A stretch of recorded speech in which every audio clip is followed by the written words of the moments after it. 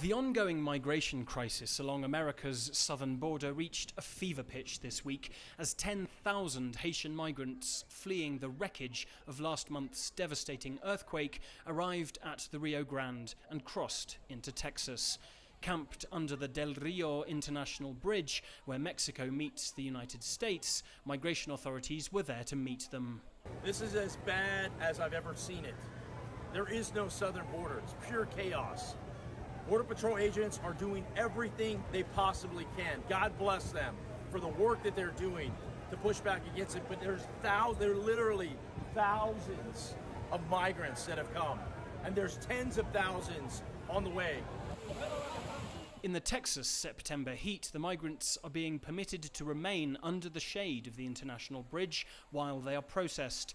Further south, Mexico is doing what it can to control the migration crisis. Violent confrontations between Mexican authorities and migrants are becoming more frequent here. But with the desperate refugees moving en masse, the increase in those who make it to the US border is straining an already critical migration crisis.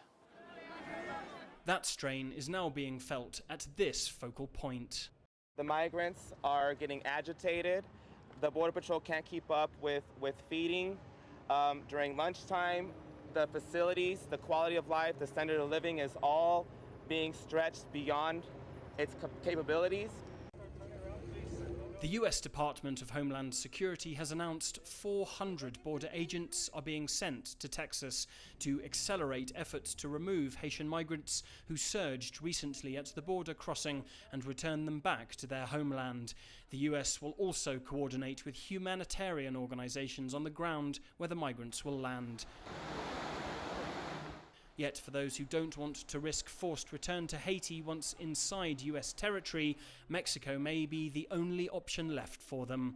This country has seen mass Haitian migration before, and the city of Tijuana, across the border from San Diego, California, with a sizable community following a 2017 migrant influx, may now be the only place that welcomes them.